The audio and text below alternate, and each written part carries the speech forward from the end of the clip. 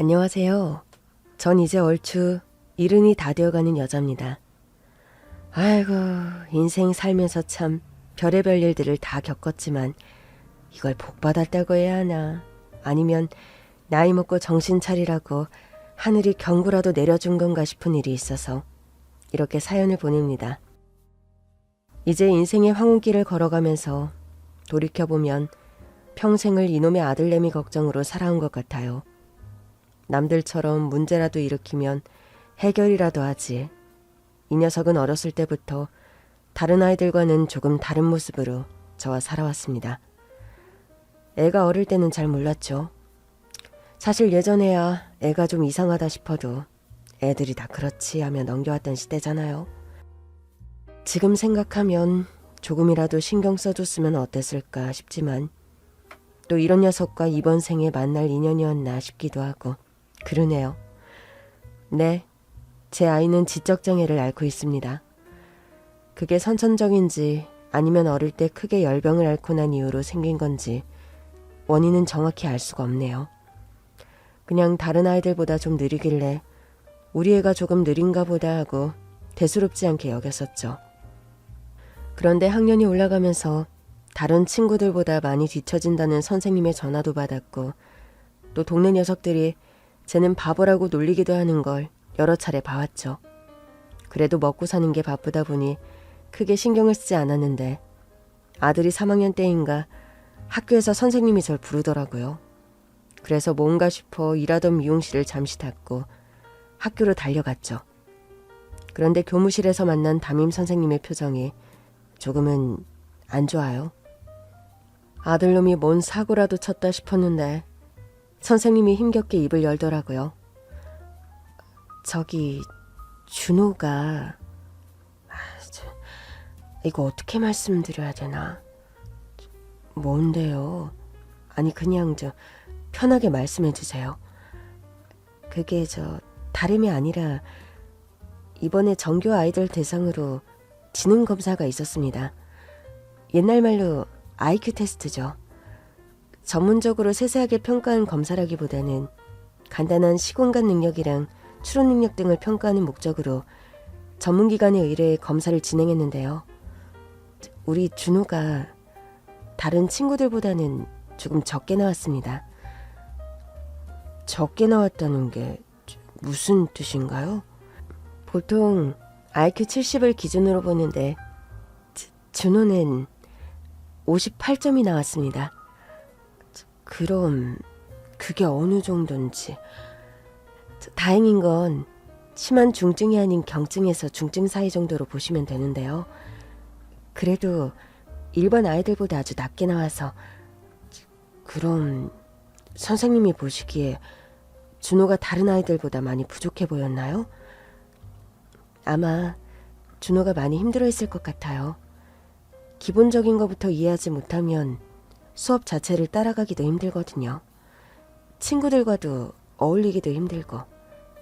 그래서 준호를 일반반이 아닌 특수반을 보내는 건 어떨지 어머님의 의향을 조심스럽게 물어보고 싶어서 오늘 이렇게 자리를 마련했습니다. 어쨌든 이런 말씀드려 죄송하네요. 물론 저에게 있어 청천벽력 같은 소식은 아니었습니다. 다만 설마가 사람 잡은 느낌이었죠. 그게 오히려 더 괴롭고 충격적인 거 아시죠? 설마 아니겠지. 설마 그럴 리가. 하다가 그게 진짜임을 알게 되었을 때 그 괴로움은 말로 설명할 수가 없죠. 하지만 당시 남편과도 문제가 많아 따로 살고 있었던 상황에 아이를 위해 학교 외에 전문적인 센터를 보낼 충분한 여력도 없었죠. 그게 지금까지도 제게 한으로 남아 있습니다. 물론 지적장애가 고쳐질 수는 없겠지만 아들의 사회생활에 어느 정도 도움은 되었을 텐데 그렇게 하지 못한 게 평생이 아니죠. 하지만 가만히 손 놓고 있을 수는 없었어요. 그래서 매일같이 아들을 붙잡아 놓고 유치원생들이 보는 책부터 구해와 읽어주기 시작했습니다. 그러면서 아들에게 하나씩 물어보는 거죠. 철수가 순이 허락도 없이 순이 장난감을 가지고 놀았대. 그런데 순이가 그걸 본 거야. 그래서 내놔, 내 거야 하니까 철수가 싫어, 이거 내가 가지고 놀 거야 라고 한 거야. 그러니까 순이가 자리에 주저앉아서 펑펑 울었대. 그럼 우리 준우한테 물어볼까? 순이는 왜 울었을까? 배고파서. 엄마가 지금 읽어준 책 속에선 배고프단 내용은 하나도 없었는데? 아니, 순이는 배가 많이 고팠어. 배고파서 그런 거야. 그럼 철수는 뭐 하고 있었어? 철수? 우리 반에 엄청 키 작은 애가 하나 있는데 걔가 철수를 본 적 있대. 엄마도 알아? 대충 아시겠죠? 이게 일반적인 저와 아들의 대화였어요. 조금 전 들었던 책 속의 이야기도 순식간에 잊어버리기 일쑤고 그냥 아무런 목적도 없이 무턱대고 다른 얘기가 흘러나오죠. 하지만 전 포기하지 않았습니다. 비록 돈이 없어 더 많은 특수교육을 해주진 못했어도 제가 할 수 있는 최선을 다했어요. 학교가 끝나면 제가 일하던 미용실에 매일 데리고 와 틈틈이 책을 보여주고 잡지를 읽어주고 심지어 TV 만화를 보면서도 계속해서 옆에부터 설명을 해줬죠. 힘들고 지치고 수백 번 반복해서 설명을 해줘도 못 알아들을 땐 심지어 짜증을 내기도 했어요. 하지만 무슨 짓이든 해야 했어요. 지금이야 친구들한테 단순히 놀림만 받을 뿐이지만 나이가 들어 성인이 되면 사회생활 자체가 이루어지지 못할 수도 있으니까요. 그렇기 때문에 우리 아들 같은 경우는 반복만이 답이었습니다.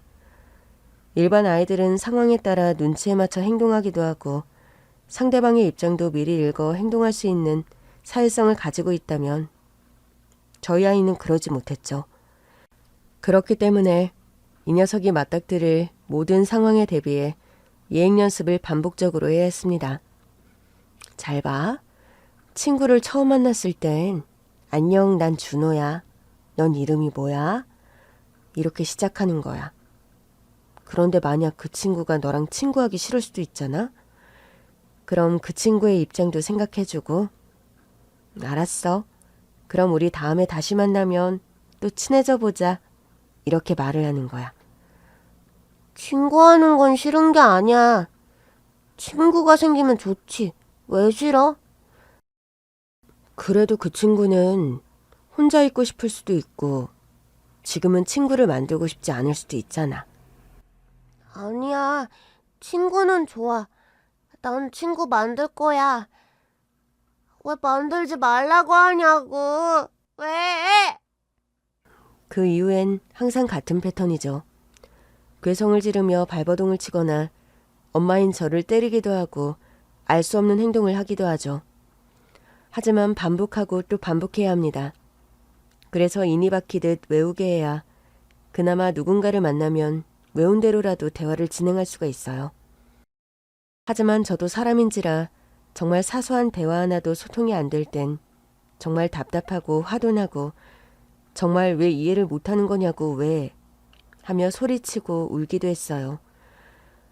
가끔 길을 걷거나 TV를 보다가 평범한 아이와 엄마가 장난스럽게 대화를 나누는 모습을 보기만 해도 울컥거리던 시절을 겪었습니다. 그래도 또 아들을 돌아보며 힘을 내고 다시 한번 해보자. 서로 응원도 했죠. 그렇게 얼추 30여 년을 보내왔네요. 비록 충분한 여유가 없었음에도 나름의 노력 덕분인지 아들은 조금씩 성장하는 게 느껴졌습니다. 물론 지적 능력이 향상됐다기보다는 반복적인 교육에 점차 머릿속에 암기된 게 많아졌던 거였죠. 그래도 고등학교 시절쯤엔 어느 정도의 소통이 훌륭히 이루어졌습니다. 물론 일반 아이들에 비해 턱없이 부족한 능력이지만 친구와 대화를 나눴고 자신의 실수엔 미안하다는 표시를 하고 상대방이 아플 땐 괜찮냐고 물어보기도 하는 등 많은 부분에서 긍정적인 모습들을 보였어요. 그리고 아들이 성인이 됐을 땐 겉으로만 보면 그냥 멀쩡한 사람처럼 보였어요. 물론 대화를 나누다 보면 상대방 입장에서 뭔가 허점이 보이고 부족한 부분이 느껴질 수 있겠지만 그것만으로도 전 어떻게든 잘 따라와준 아들에게 항상 감사한 마음이었죠. 하지만 반복 교육의 단점이 하나 있다면 반복을 통해 정보 하나가 입력되면 아들의 머릿속에 너무나 굳게 인이 박혀버려서 만약 정보를 교체라도 할라 치면 그 노력은 몇 배의 힘이 더 필요하다는 거였어요. 예를 들면 이사 같은 경우가 대표적이었죠. 우리 집은 서울 관악구 어디 어디야. 그러니까 편의점 옆으로 돌아서 쭉 오면 분식집이 있는데 거기서 왼쪽으로 좌회전하면 거기에 있어. 라는 정보가 1차적으로 아들의 머릿속에 입력이 되었다 쳐볼게요. 하지만 평생 그 집에 살면 모를까 상황에 따라 이사를 할 수도 있잖아요. 제 경우가 그랬어요. 아들이 20대 중반쯤 제가 운영하던 미용실 월세가 너무 비싸지는 바람에 결국 다른 곳으로 이사를 할 수밖에 없는 상황이 생겼죠. 결국 저 혼자 아들과 함께 힘겹게 이사를 했습니다. 이후 발품 팔아서 미리 알아둔 장소에 작게 미용실을 오픈했습니다. 그리고 새로 이사한 집이랑 미용실을 수십 번은 넘게 아들에게 주지시켜 주었어요. 집도 바뀌었고 미용실도 바뀌었으니 그 전에 거기로 가면 안 된다 하고 말이죠. 당시 아들은 직업교육 프로그램을 통해 자동차 공장에서 단순 조립 업무를 담당하고 있었어요. 처음엔 공장의 위치와 가는 방법 등을 여러 차례 교육시켰고 이후엔 아들 혼자서도 공장까지 왕복할 수 있는 능력이 생겼죠. 하지만 그 역시 과거의 집이었지 지금은 이사를 한 상태이다 보니 비록 여러 차례 가르쳐 주었음에도 아들은 이전의 집으로 가기 일쑤였어요. 퇴근할 시간이 다 되는데 안 온다 싶어 전화를 하면 왜 우리 집 문이 잠겨 있어? 라고 해요. 그럼 이전 집으로 갔구나 깨닫고 또 데리러 가야 했죠. 하지만 저도 이젠 면역이 생기지 않았겠어요? 반복의 반복을 통해서 결국 지금의 집으로 정확히 인식시킬 수 있었죠. 그렇기에 아들은 모든 게 틀에 맞춰진 삶을 필요로 했고 변화라는 걸 최소화해야만 했죠. 항상 같은 자리, 같은 물건, 같은 색깔, 같은 위치 등 조금의 틀림없이 언제나 정확히 하려고 저 역시 무진장 노력을 했고요. 하지만 그럼에도 인간이 살면서 변화란 건 생기기 마련이잖아요. 사회가 하루하루 변하고 삐삐에서 핸드폰, 문자에서 SNS까지 새로운 환경은 계속해서 밀려들게 되면 저와 아들은 또 그에 발맞춰 구식을 신식으로 교체해야만 했죠. 물론 그에 따른 기나긴 시간이 필요했지만요. 그런데 아들의 틀에 갇힌 일상을 뒤집어 놓을 만한 엄청난 사건이 생기고 말았습니다.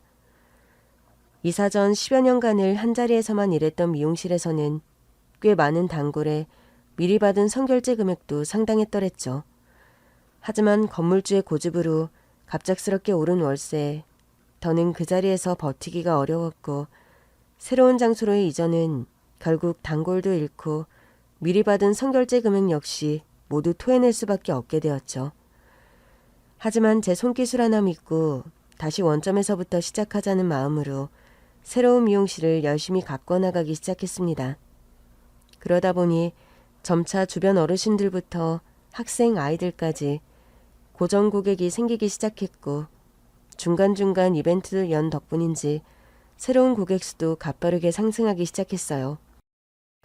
너무나 고맙게도 과거 미용실을 다녔던 단골분들까지 간간히 지금의 미용실까지 먼 거리를 찾아오시기도 했었고요. 결국 손님들이 많아져서 좋긴 해도 확실히 저 혼자 가게를 운영하는 게 쉽지는 않더라고요. 거기에 아들내미 퇴근하면 먹을 반찬도 해놔야지. 가끔 미용실에 오면 챙겨도 줘야지. 정신이 하나도 없더라고요. 그래서 안 되겠다 싶어 직원을 한 명 뽑자 싶었죠. 그냥 성실하고 고객들 비위 잘 맞추는 여성이면 좋겠다 해서 직원을 구해보는데 처음에는 잘 안 구해지더라고요. 아무래도 젊은 친구들은 좀 더 크고 이름값 하는 곳으로 가고 싶어 했고 나이가 있는 분들은 또 경험치가 있다 보니 며칠 일을 하다가는 그만두기 일쑤였죠. 그러던 중 30대 초반 정도의 선한 이미지를 가진 송이라는 여자가 교차로를 보고 왔다며 가게를 찾아왔습니다. 저기 사장님, 정말 염치 없는 부탁이지만 혹시 가불이 가능할까요? 아니 내가 그쪽으로는 처음 봤는데 어떻게 믿고? 돈 받고 가버리면 어쩌게? 그래서 이건 저희 엄마가 제게 준 반지인데 이걸 담보로 사장님께 맡길게요. 그럴 일도 없겠지만 만약 제가 돈 받고 사라져버린다고 해도 제게 주신 가불비보다 이 반지가 몇 배는 더 값어치가 있을 거예요. 참, 특이한 아가씨네.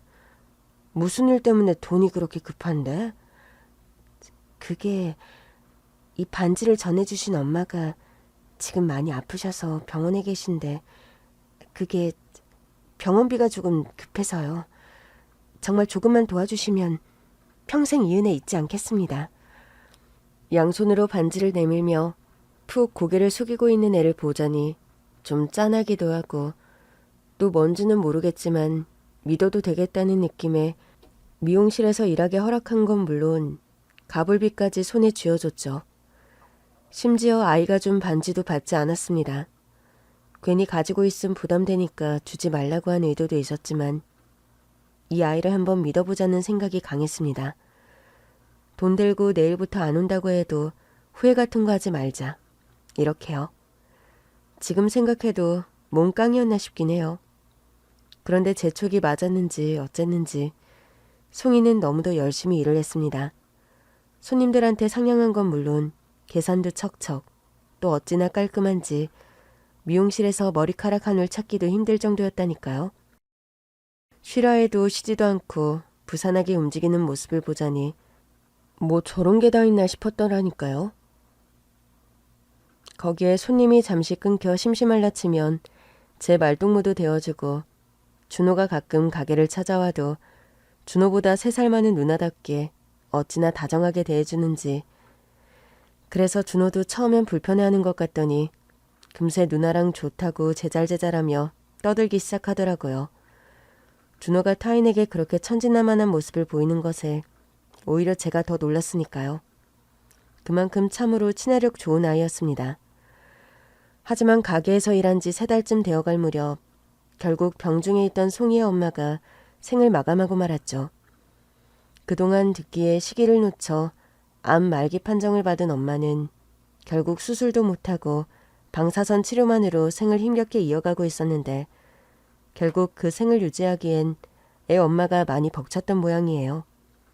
결국 이 세상에서 엄마를 잃은 아이는 정신을 차리지 못할 정도로 많이 괴로워했어요. 당연했겠죠. 3달 전만 해도 평범한 일상 속에서 깔깔거리며 살던 모녀 사이였을 텐데 순식간에 생겨버린 빈자리에 아이는 극도로 힘들 수밖에 없었을 테니까요. 이 소식을 들은 저 역시 우선 가게부터 서둘러 효무공지를 하고선 장례식장을 찾아갔습니다.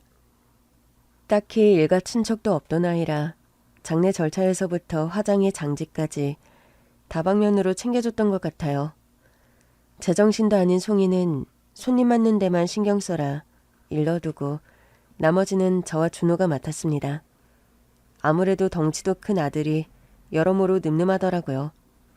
항상 신발 정리하고 손님들 오시면 음식 내어드리고 술이 필요하다 싶음 술도 가져다 드려라 이렇게 일러두니까 곧잘 따라하더라고요. 거기에 누군가의 죽음을 직접적으로 봐서 그런지 크게 떠들거나 어울리지 않는 행동은 참아가며 얌전히 잘 수행해 주었습니다. 거기에 송이가 평소 잘 따르던 누나였어서 그랬는지 모르겠지만 밤이 되면 지쳐 쓰러져 자고 있는 송이 위로 이불도 덮어주고 밥도 가져다 주고 가끔은 토닥여주기도 하면서 어엿한 남자로 송이의 안식처가 되어주더라고요. 입관에서부터 화장이 진행되던 시간에도 그리고 발인까지 준호는 송이의 옆에서 든든한 버팀목이 되어주었습니다. 오죽하면 가끔 조문객 중 몇몇은 저 남자가 송이의 애인이냐며 수군거리는 소리까지 들리더라고요.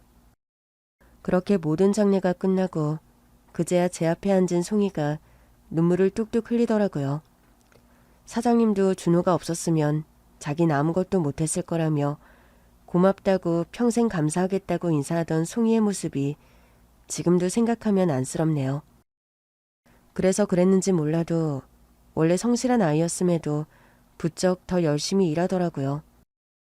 미용실 일에서부터 자기 돈으로 직접 시장에서 장을 보고 반찬도 만들고 찌개도 끓여서 준호를 챙겨주고 심지어 준호의 통근버스가 도착하는 정류소까지 나가 준호를 데려와 주기도 하고 안 해도 될 일까지 너무나도 열심히 해주더라고요.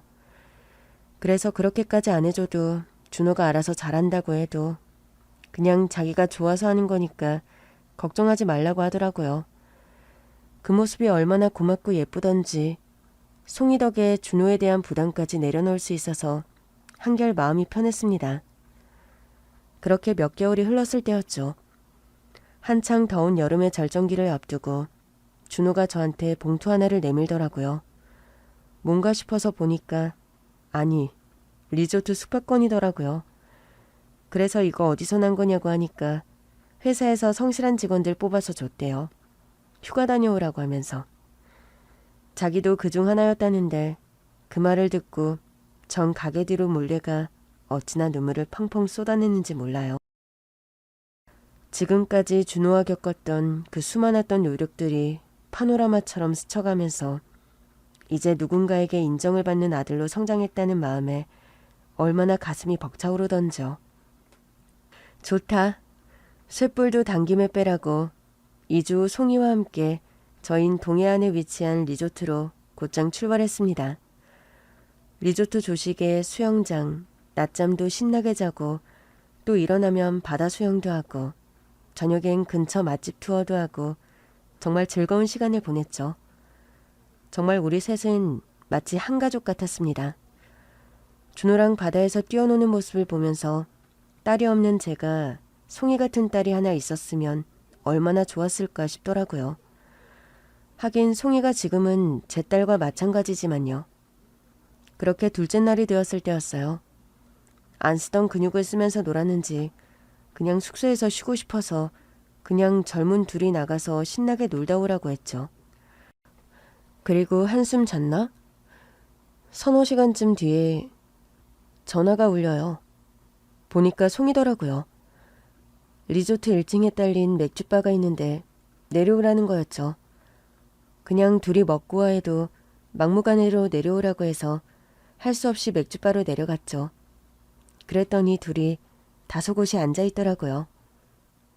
아니 둘이서 더 놀다 오라니까 왜 이렇게 빨리 왔어. 밤바다도 보고 둘이 술 한잔도 하고 오라니까.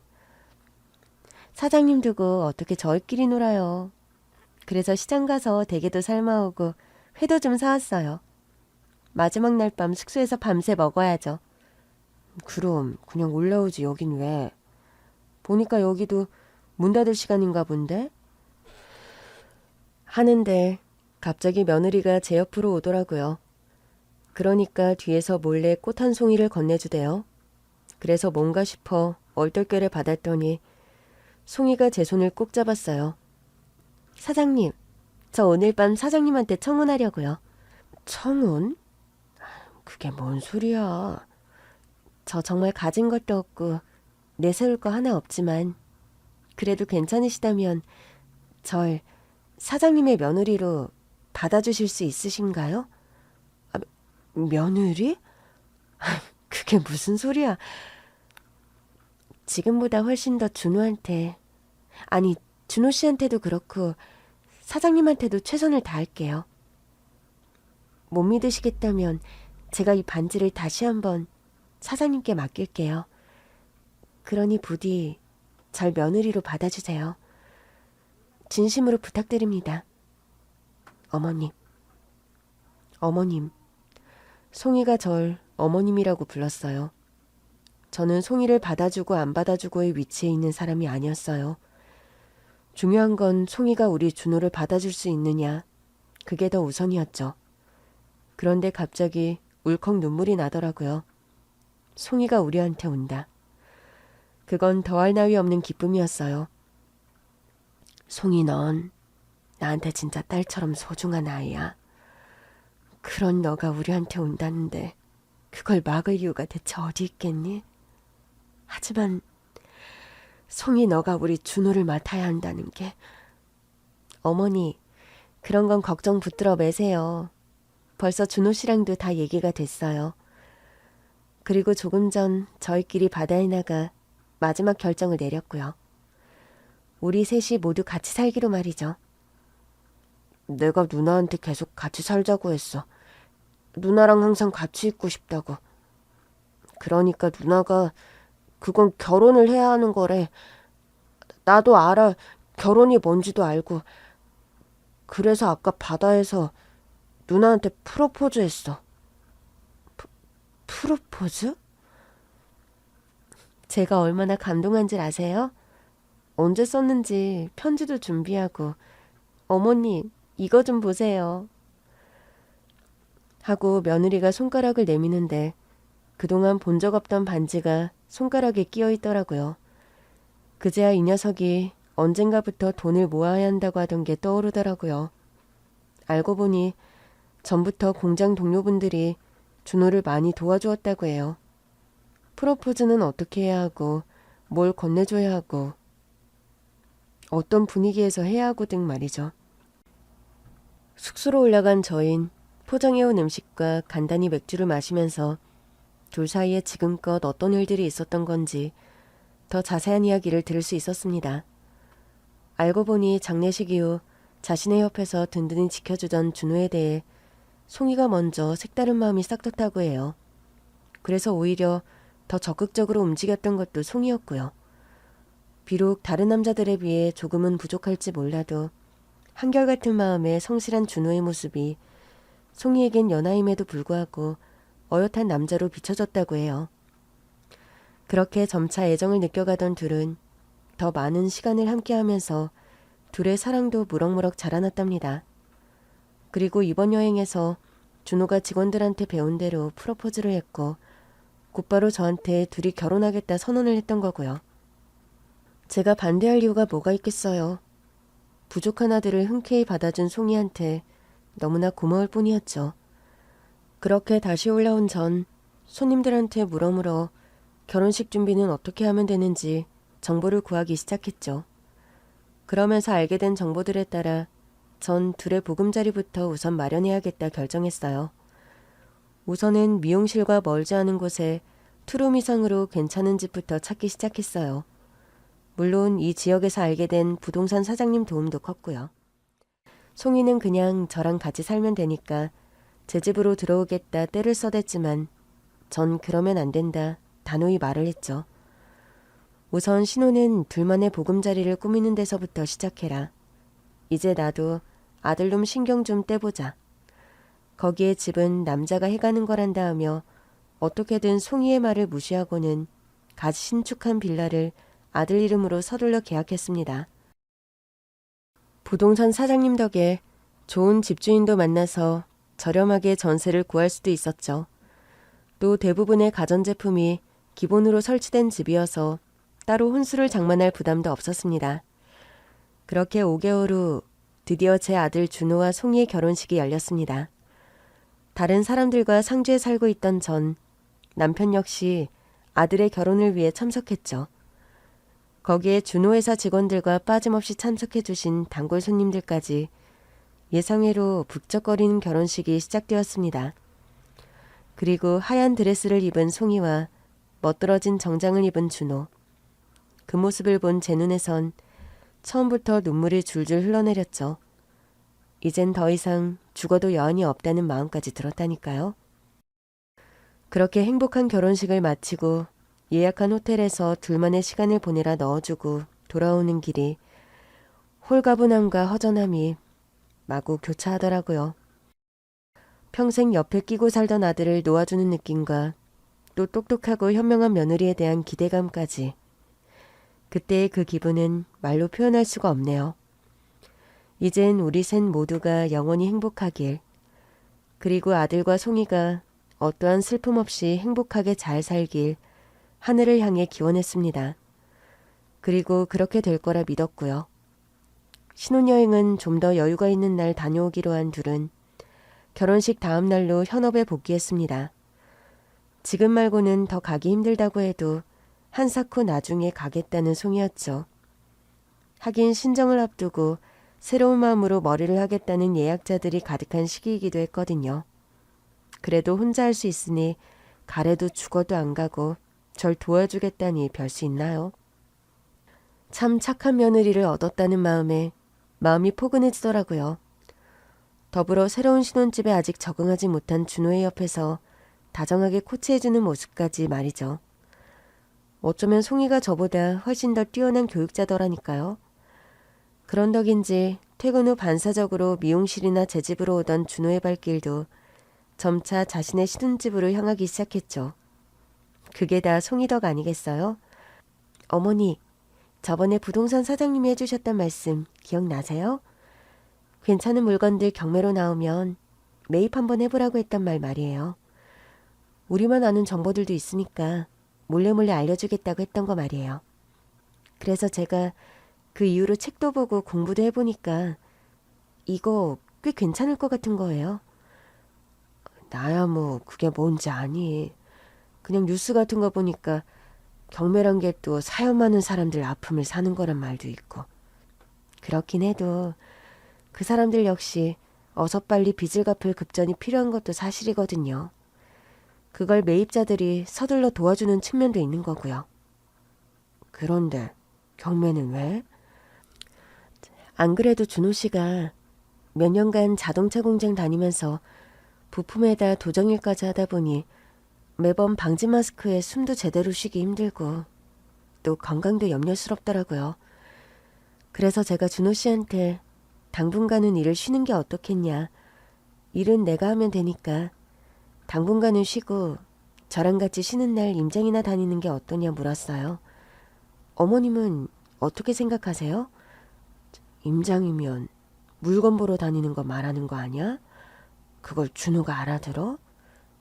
준호 씨한텐 주말마다 여행 가자고 했더니 좋아하더라고요. 글쎄, 나도 준호가 공장에서 일하는 거 조금은 쉬었으면 좋겠다 싶긴 했는데 네 생각이 그렇다면 그렇게 해.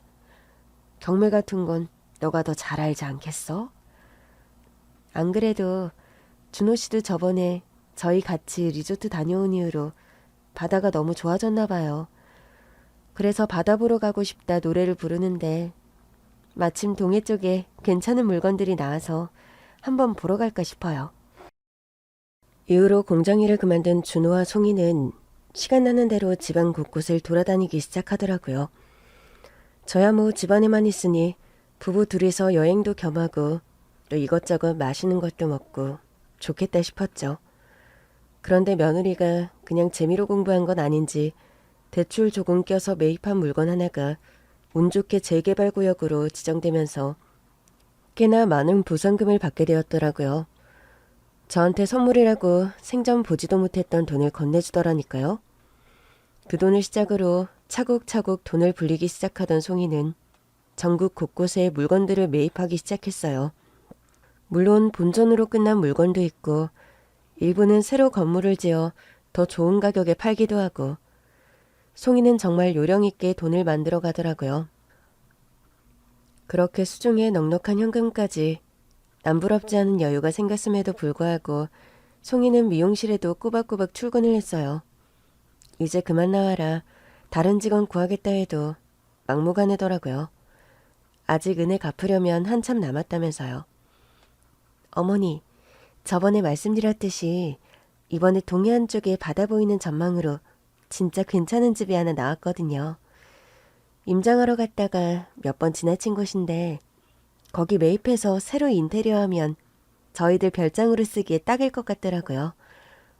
지금은 누가 살고 있고? 네. 그런데 집주인이 나이도 많고 또 그 아들이 서울에서 사는데 부모님을 서울로 모시고 싶으신가 봐요. 그래서 집을 팔려고 내놨는데 위치도 너무 좋고 사실 집도 굳이 인테리어 안 해도 살 정도로 깨끗하더라고요. 준호 씨도 한번 보고는 집 정말 좋다고 해서 매입을 할까 생각 중인데 어머님 어떠세요? 내가 뭘 알겠니? 너희들 좋은 대로 하려무나. 다음에 가면 제대로 사진부터 찍어서 어머님 보여드릴게요. 아마 어머님도 엄청 좋아하실 거예요. 워낙에 이 물건이 어떻고 저 물건이 어떻고 시시콜콜한 얘기도 저한테 해주는 편이라 전 대충 흘려만 듣고 말았죠. 그런데 며칠 뒤엔 준호도 그 집 진짜 좋다고 거기 살고 싶다고 신이 나 있어서 언제 한번 직접 보러 가자 약속을 했어요. 그리고 미용실이 바빠 전 따로 신경을 쓰지 못했는데 송이가 그 집을 서둘러 계약했나 봐요. 물론 집주인 아들 역시 빨리 처분하고 싶어서 가격을 조금 하향시킨 덕도 있고요. 그런 거 보면 송이가 부동산 쪽으로 참 복도 많다 생각하고 있었죠. 그렇게 바다가 보이는 집을 구매한 둘은 틈나는 대로 거기서 시간을 보내더라고요. 그전 집주인 집에 들어가서 지내는지 어쩐지는 알 수 없지만 가끔씩 준호랑 통화하면 준호의 목소리에 신바람이 묻어있더라고요. 저보고도 매번 같이 가자고 하는 걸 예약 손님들도 많고 해서 휴가철이나 되면 한번 가겠다고만 했죠. 전 그냥 그 둘이 여유도 있겠다. 서로 재밌게 여행 다니며 사는 모습을 보는 것만으로도 기분이 좋았으니까요. 하지만 마냥 행복이 이어지는 건 아니었어요. 그 일이 벌어지기 전날 꿈도 뒤숭숭하고 영 안 좋은 기분에 다음날 준호한테 전화를 하니 전화기가 꺼져 있는 거예요. 그걸 꺼놓을 리가 아닌데 싶어서 우선 송이한테 전화를 했죠. 마침 며칠간 동해안에 준호랑 다녀오겠다는 말에 그 둘은 동해안에 가 있던 상황이었거든요. 물론 거기가 어딘진 저도 잘 몰랐고요. 송이야, 내가 어제 꿈이 영 뒤숭숭해서 그런데 준호는 전화도 안 되고 니들 둘이 잘 있는 거지? 그럼요, 어머니. 아니, 준호 씨랑 어제 방파제에 나갔다가 준호 씨가 바다에 핸드폰을 빠뜨리고 만 거예요. 그래서 핸드폰을 찾지도 못하고 준호 씨 핸드폰부터 새로 개통해야 할 것 같아요. 그래서 연락이 안 됐구나. 난 또 무슨 일이라도 있나 했지. 걱정 마세요. 그런데 제가 지금 평창에 잠시 갔다 올 일이 있어서 준호 씨한텐 별장에 잠시 있으라고 했으니까요. 걱정 말고 금방 다녀와서 준호 씨랑 핸드폰 개통하고 다시 연락드릴게요. 그래, 알았다. 난 또 혹시나 해서. 그럼 운전 조심하고, 알았지? 그리고 그게 사고가 나기 전 며느리와 나눴던 마지막 대화였습니다. 그날 밤까지 아무런 연락도 없고 그래서 송이한테 전화를 했는데도 전화기가 꺼져 있는 거예요. 별일 없겠지 싶어 미용실을 막 정리하려는데 모르는 번호로 전화가 오더라고요. 광고 전화인가 싶어 무시하려다 혹시나 해서 전화를 받았죠. 네, 여보세요? 안녕하세요. 저 혹시 강송이 씨 시어머님 되십니까? 네, 그런데요. 누구세요? 네, 여기 평창경찰서입니다.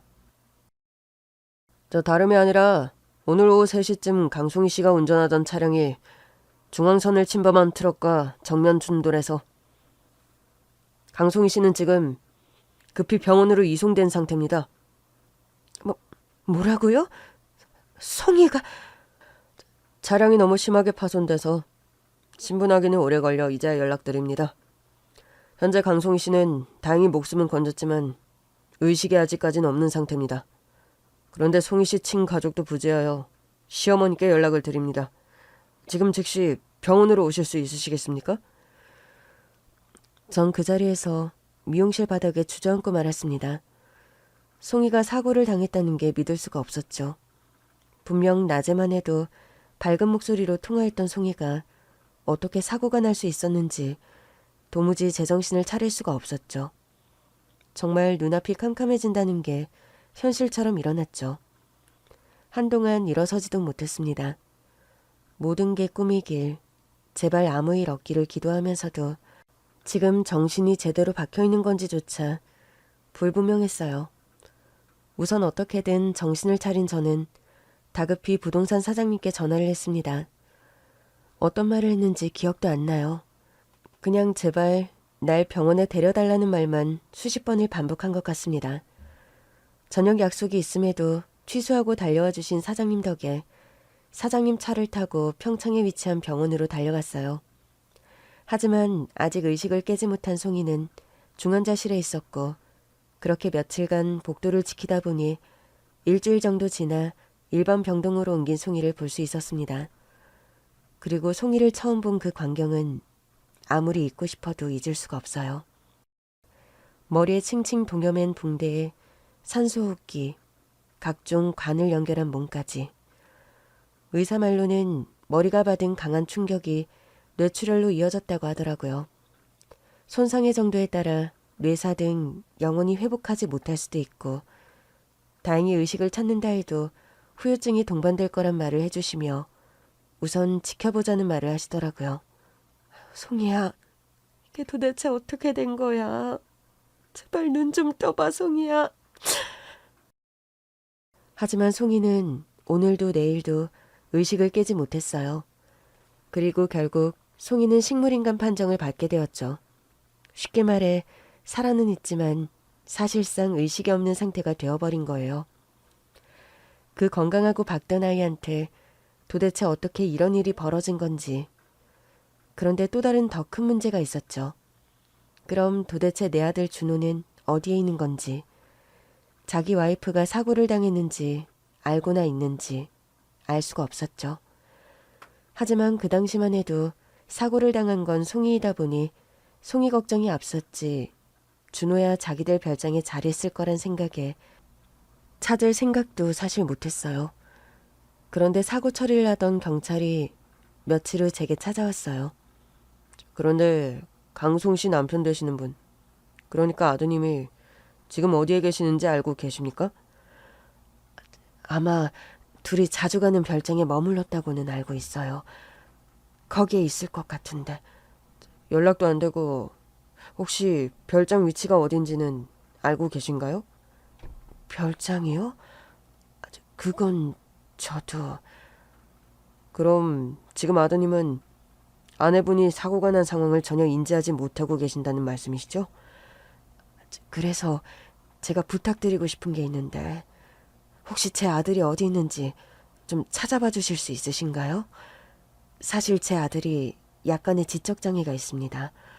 그래서 혼자 이동하는 것도 누군가 도움 없이는 쉽지가 않아서 경찰분들께서 좀 찾아봐 주시길 바랍니다. 부탁드려요. 우선 강송 씨와 오준호 씨가 별장에 머물고 있었다고는 하셨죠? 그 별장은 누구 명의로 되어 있습니까? 저번에 며느리 말로는 아들 이름으로 했다고는 하던데. 우선 알겠습니다. 저희가 부동산 계약자명을 통해서 우선 아드님의 위치부터 찾아보도록 하겠습니다. 하지만 별일 아니라는 듯 말하던 경찰의 모습과는 달리 그 이후로 아들의 행적은 도무지 찾을 수가 없었어요. 송이의 이동 경로를 추적해서 둘의 별장이 삼척에 위치해 있으며 그들이 구입한 명의의 부동산도 찾아냈지만 문제는 거기에도 준호의 모습은 보이지가 않았어요. 분명 송이와의 마지막 통화에 따르면 준호가 별장에 머무르고 있다고 했는데 준호가 도대체 어디에 간 건지 알 길이 막막했죠. 심지어 핸드폰까지 먹통이 된 준호가 스스로 핸드폰을 개통할 방법도 알 턱이 없었고요. 하지만 경찰은 아무리 지적장애가 있다 해도 30대 중반이 돼가는 그것도 덩치 큰 남자를 크게 걱정하지 않는 듯해 보였습니다. 그냥 어딘가에 있을 테고 삼척경찰서에 전달했으니 찾을 때까지 기다리고 있으라고만 했죠. 준호도 준호지만 아직도 의식 없이 누워있는 송이도 문제였습니다. 매일같이 닦고 욕창이 생기지 않게 신경 쓰고 주물러도 주고 해봤지만 송이는 아무런 차도도 없었습니다. 송이만 일어난다면 아들의 위치까지도 알 수 있을 텐데 도무지 깨어날 기미가 보이지 않았던 거예요. 가끔씩은 제가 직접 삼척에 가서 몇 날 며칠을 머물기도 했습니다. 곳곳을 돌아보고 아들이 갈 만한 곳을 돌아다니며 아들의 사진도 보여줬지만 봤다는 사람조차 없었죠. 분명 준호는 정해진 한 장소에서 크게 벗어날 아이가 아니란 걸 제가 더 잘 알았습니다. 자기가 익숙한 곳 외에는 겁이 나서 절대 움직이는 법이 없었죠. 그걸 생각해 본다면 우리 준호는 어딘가에서 홀로 지내며 돌아오지 않는 아내를 하염없이 기다리고 있을 게 뻔했습니다. 그런 상상이 더 괴로웠어요. 밥은 제대로 먹고 사는지, 잠은 제대로 자는지 도무지 알 길이 없었죠. 하지만 그런 준호의 특성 때문에 오히려 준호를 찾기 어려웠는지도 모릅니다. 한자리에서만 머물 테니 누군가의 눈에 띌 일도 없고 심지어 경찰을 보면 사이렌 소리가 날 거란 두려움 때문인지 전부터 경찰을 좋아하지 않았었거든요. 분명 경찰복을 입은 사람만 봐도 피했을 테죠. 병원에서 송이의 병수발 들랴 무작정 삼척에서 동해의 묵호 등지를 뛰어다니며 아들을 찾으러 돌아다니랴 제 생활은 모두 망가지고 말았습니다. 미용실은 예전에 문을 닫았고 아들의 결혼식 이후로 모아두었던 돈도 병원비에 월세, 관리비 등으로 쉴 새 없이 빠져나갔죠. 정말 아무것도 보이지 않는 컴컴한 동굴을 하염없이 걸어가는 느낌이었습니다. 이대로 송이도 깨어나지 못하고 아들도 찾지 못하면 난 앞으로의 인생을 어떻게 살아야 하나 막막하기 그지없었습니다. 그런 제가 할 수 있는 건 오로지 기도뿐이었어요. 제발 송이가 어서 빨리 깨어나기를, 그리고 제 아들 준호가 아무 일 없이 건강하게 잘 지내고 있기를 하염없이 기도하고 또 기도했습니다. 그래야 제가 살 수 있을 것 같았어요. 송이야, 인제 그만 일어나자. 그래서 나랑 같이 준호도 찾고 우리 전처럼 즐겁게 여행도 가야지. 응? 내가 잘못한 게 있으면 그게 누구 앞이라도 당장 무릎부터 꿇을게. 그러니 제발 좀 일어나, 송이야. 제발. 하지만 그런 제 간절한 바람에도 송이는 아무런 반응이 없었습니다. 그리고 그렇게 시간은 속절없이 흘러갔습니다. 계절이 바뀌고 제 얼굴도 짧은 시간에 확 늙어버리고 말았죠. 그래도 작은 희망과 기대로 지내던 어느 날, 송이가 사고 난 지 근 1년이 되어갈 무렵 새벽쯤이었어요. 이제 적응이 되려나 싶었던 간이 침대가 그날따라 너무 불편하더라고요. 새벽에 복도를 거닐기도 하고 화장실에 가서 세수도 하고 그렇게 무기력하게 앉아있는데 순간 송이의 손가락이 까딱거리는 게 보였습니다. 처음엔 제가 너무 피곤해 잘못 봤다 생각을 했죠. 그런데 아니었습니다. 잠시 뒤 또다시 까딱거리고 있었죠. 전 혼이 나간 표정으로 정신없이 간호사부터 불렀습니다. 그리고 다음날 의사부터 간호사들까지 정신없이 송이 곁을 오갔죠. 그러면서 누군가는 기적이 벌어졌다고도 했어요. 그렇게 오후쯤 되었을 때 송이가 희미하게 눈을 뜨는 게 보였습니다. 믿을 수가 없었어요. 죽은 사람 마냥 꿈쩍도 하지 않던 아이가 다시 환생한 듯 그렇게 눈을 떴습니다. 송이야, 내가 누군지 알겠어? 송이야. 어머니. 그래, 송이야. 엄마야, 엄마. 왜 이제야 일어나? 너가 얼마나 오래 잠이 들었는지 알기나 해? 여기가 어디예요? 여기 병원이야. 너 기억나? 너 평창 간다고 나랑 통화했던 거. 그런데 너가 갑작스럽게 교통사고를 당했고 그날부터 벌써 1년이 지났어. 알기나 하니? 1년? 그럼 어머님이 절 지금까지... 그래, 내가 지금까지 네 옆에 있었다. 어떻게든 너 일으켜보려고 별의별 짓을 다 했어. 그런데 왜 어머님이 제 병수발을 들고 계셨던 거예요? 그럼 준호 씨는... 준호 씨... 순간 송이의 얼굴이 화들짝 놀라 얼어붙고 말더라고요. 그러더니 힘겹게 자리에서 일어났습니다. 혼이 나간 채 자리에 앉은 송이가 어떻게든 병실을 나가려고 안간힘을 쓰고 있었어요. 어디 가려는 거냐 아무리 물어도 아무런 말 없이 비틀거리며 병실을 나갔습니다. 마침 송이가 깨어났다는 소식을 듣고 경찰이 송이를 찾아오고 있었는데 복도에서 마주친 둘은 잠시 대화를 나누더니 경찰은 송이 씨를 휠체어에 태웠습니다. 우선 어머님께서는 병원에 계셔주세요. 제가 강송이 씨를 모실 테니 걱정 마시고요. 그렇게 경찰과 송이는 병원을 빠져나갔죠. 도대체 어디로 가는 건지 영문을 알 수 없었습니다. 하지만 경찰이 송이를 따라갔으니 그것만으로도 조금 안심은 했지만 밤이 늦도록 어느 누구에게도 아무런 연락이 없었습니다. 하염없이 병원 로비에 앉아 송이만을 기다리고 있었죠. 그렇게 시간이 자정이 다 되어갈 쯤이었어요. 지친 기색이 역력한 표정으로 로비를 들어서는 경찰의 모습이 먼저 보였습니다. 전 정신없이 경찰을 향해 뛰어갔죠. 도대체 어떻게 된 거냐며 경찰을 잡고 흔들었지만 경찰은 아무런 말도 없었습니다. 그런데 잠시 뒤 병원 문을 열고 들어오는 사람, 제 아들 준호였습니다. 그리고 준호의 팔에 송이가 힘겹게 버티고 있었고요. 준호야, 너 이놈아 도대체 어디에 있었던 거야? 어디에? 엄마, 왜 이제 온 거야? 왜? 내가 얼마나 엄마랑 송이를 기다렸는지 알아? 그런데 왜 이제야 왔냐고! 절 본 준호가 어린아이처럼 그렇게 펑펑 울기 시작했습니다. 그런 준호를 끌어안은 저도 울고 송이도 울고 그렇게 병원 로비는 한바탕 눈물바다가 되었죠. 함께 다녀왔던 경찰 말로는 만약 준호 씨가 어떤 안 좋은 상황에 처해 있는 걸 엄마인 제가 제 눈으로 보는 일이 없도록 절 데려가지 않았다고 하더라고요. 그리고 이후 경찰에게 들은 아들의 상황은 이랬습니다. 송이와 준호는 매입한 별장이 아무래도 수도부터 가스까지 노후되어 전체적인 인테리어가 필요하다는 결론을 내리게 되었죠. 그래서 공사업체를 찾아 맡기는 동안 마당에 있는 작은 집에 전세를 구하게 되었습니다. 말만 전세지 알고 보니 임장을 돌면서 준호네 부부와 친해진 동네 이웃이 자신들은 당분간 해외에 나가 살 거라며 그냥 들어와 살라 해서 상호간에 따로 계약서도 쓰지 않았던 모양이더라고요. 그러니까 더욱 찾기가 힘들었던 거죠. 거기에 준호가 워낙 마당을 좋아했거든요.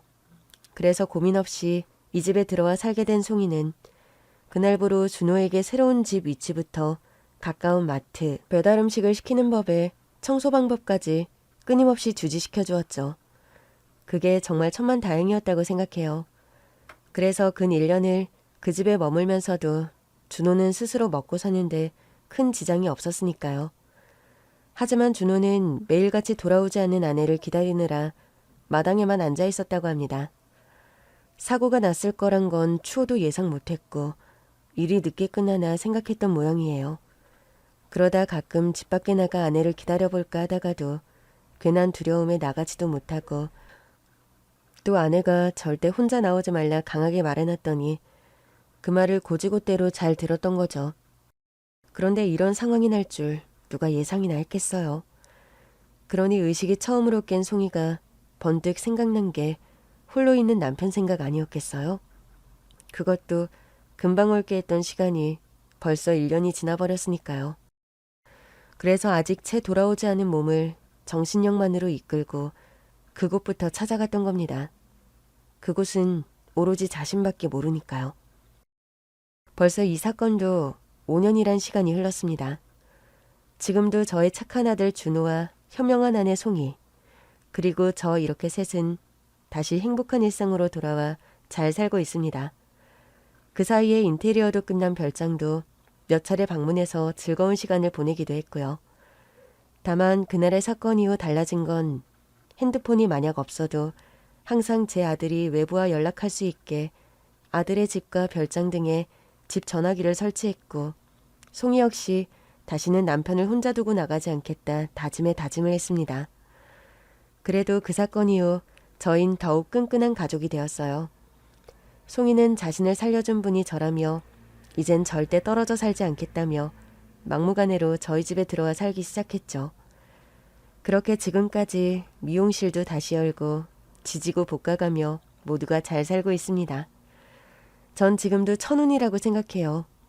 송이가 살아난 것도 홀로 있던 준호가 건강히 잘 지냈던 것도 모두 하늘의 뜻이라 생각하며 매일매일을 감사하며 살 생각입니다.